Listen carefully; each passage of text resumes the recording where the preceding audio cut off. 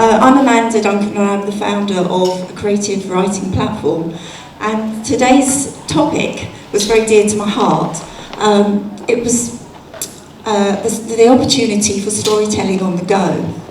And I just wanted to kick off really quickly about the background and the reason why Scribe platform was founded. But I'd like to start with a little story.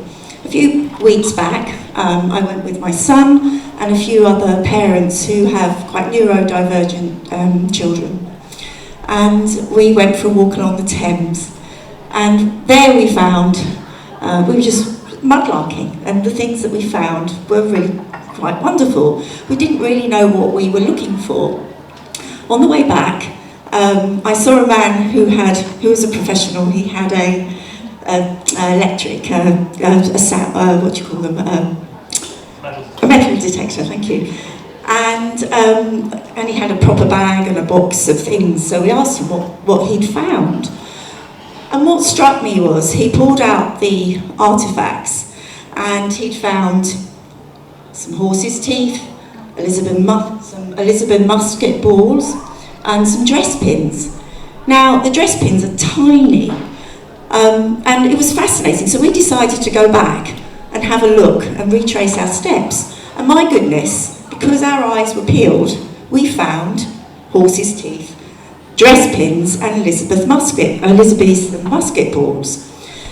And what struck me was that we were actively looking, and the difference between seeing and looking. And I think it's something in everyday life we just take for granted, where there's well-being is so much on everyone's lips, but actually being present in the moment, but also having time to plan just a little bit before you do something. So storytelling on the go is, a really wonderful way to start meeting people where they're at. So you can observe a lot by observing. And for storytelling on the go, every journey becomes an opportunity.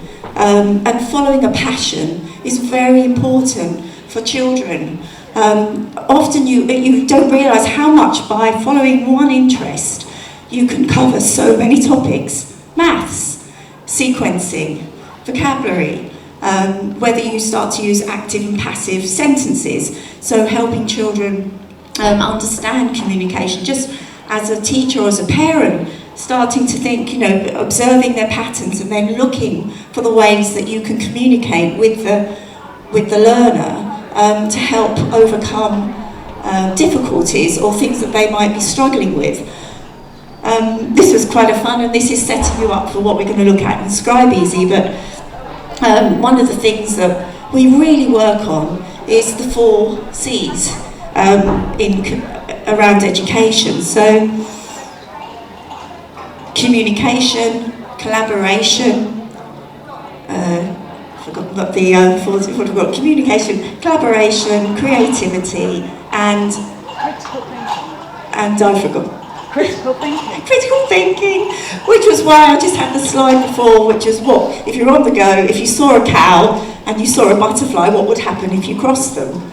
And suddenly you've got connective thinking going. And that is one of the things that started me as the founder to invent Scribe. It's a picture blending method. I come from a background in visual effects, and I actually trained in ceramics. And I didn't do so well at school. I ended up with a degree and a master's in art, but actually I failed my chemistry, I failed maths, but when I got to Royal College of Art, suddenly I was excelling in chemistry. I was excelling in my language skills. Because I was passionate, and I learned through clay all sorts of all sorts of ways of learning. And I think there's a real place, it's not always easy in a curriculum to, when you're following that, we're bound by teaching children in a very particular way, we're boxing them. And actually the idea of storytelling on the go opens up lots of possibilities. So Scribe is a platform. We've got a stand outside.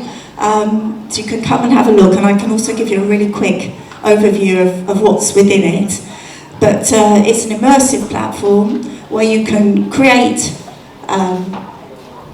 there's lots of immersive settings, and you can drop information in, so visuals, and add information so that children can find a tour around a little place, learn about something in a really fun way, and then have a little tiny quiz, for example, for comprehension, and then they go into what we call is a story pack. And in the story pack, we've got background settings and objects, and the children then, or the learner can then invent their own scene and make that topic quite personal to them. So it's a way to visualise spelling lists, to group images into themes, and to use photography, so the storytelling can start long before you've got even into the classroom.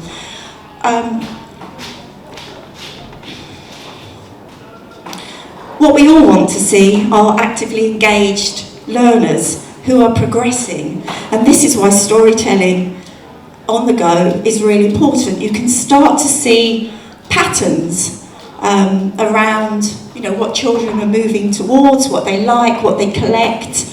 And I think it's interesting to think, what is communication? It's gone backwards.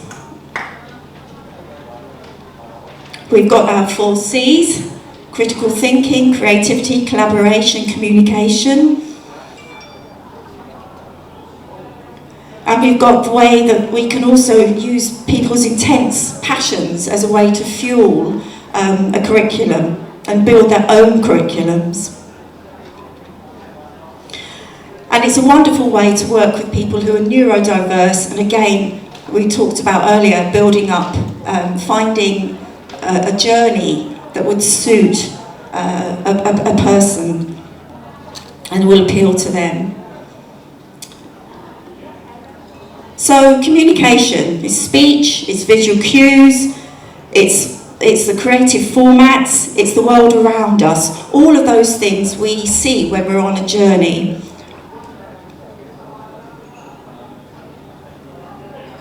And tools for storytellers, as I say, they start long before you start the storytelling. You can keep notes.